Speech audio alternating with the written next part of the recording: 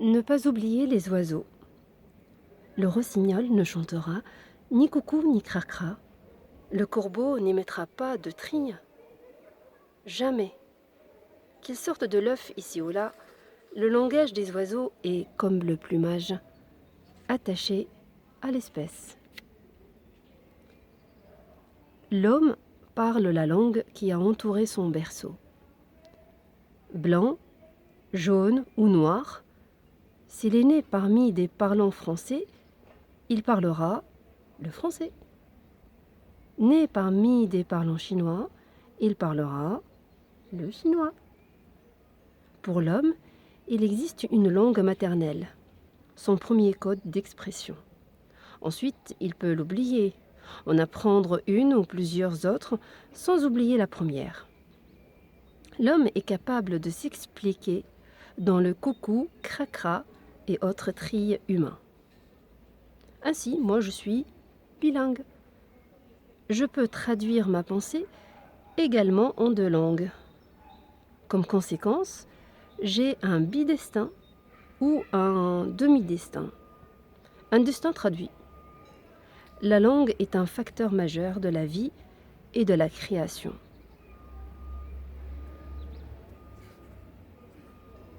Le créateur est ce courageux cavalier qui traverse le paysage cosmique et le désert sourd-muet.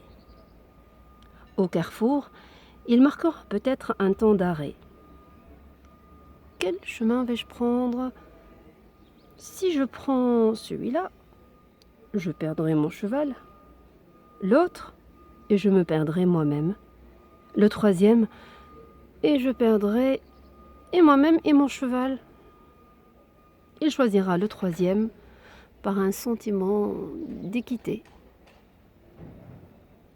Même lorsque le romancier croit prendre les choses fermement en main, qu'il a préparé un plan, que l'affabulation est entièrement préméditée, qu'il connaît tous ses personnages et tous d'eux, qu'il se met à écrire en fonction de tout cela, même alors ces personnages le mènent autant qu'il les mène. Ils ont leur logique, ils choisissent où poser leurs sabots comme un cheval intelligent. L'écriture, c'est comme les palpitations du cœur. Cela se produit. Combien je la voudrais simultanée avec la pensée ? Combien je souhaiterais sauter sur les mots comme sur un cheval sauvage, m'interdire la réflexion de comment mieux formuler ce que j'ai à exprimer. Écrire au contact de la pensée. Écrire par enchantement. Oublier l'acte d'écrire.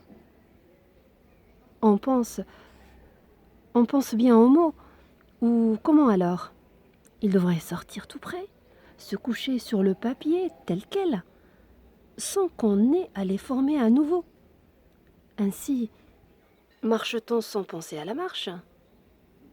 Tout au paysage, aux passants, au ciel, aux vitrines.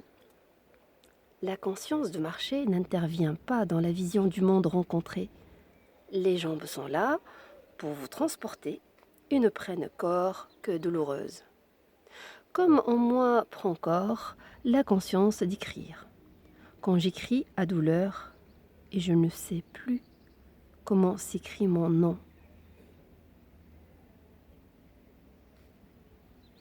J'émaille à partir avec les mots.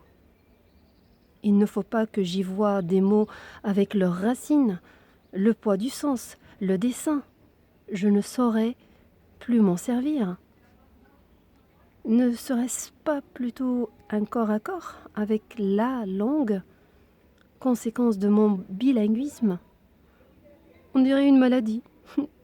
Je suis atteinte de bilinguisme. Ou encore, je suis bigame. Un crime devant la loi. Des amants tant qu'on veut. Deux maris enregistrés. Ah non, hein. On me regarde de travers. À qui suis-je ? Entre le russe et le français.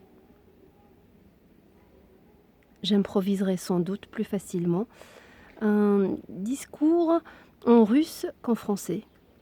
il s'ordonne plus naturellement dans ma langue maternelle et me vient en français dans le désordre.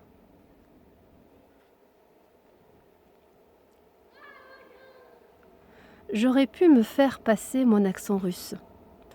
J'ai préféré le garder. J'écris avec mon authentique accent. Il est dans le caractère de mon écriture, dans mon style, dans ma folie elle-même.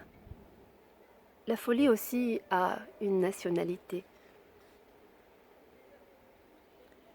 Ma chasse aux mots. Attraper ces oiseaux en leur mettant un grain de sel sur la queue. Quand j'y réussis, je leur fais un sort, d'un perchoir à l'autre. Je mélange leurs voix. Et j'ai de la chance quand j'arrive à éviter la basse-cour. Moi qui voudrais tant les faire chanter divinement.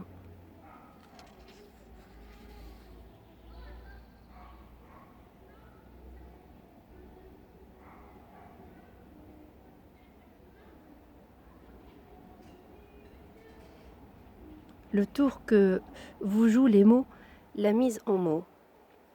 Des tours pondables. C'est toi l'écrivain le pendu. Il s'agit de se dépendre. Ça s'appelle travailler. Souvent on meurt étranglé. Mais où en étais-je ?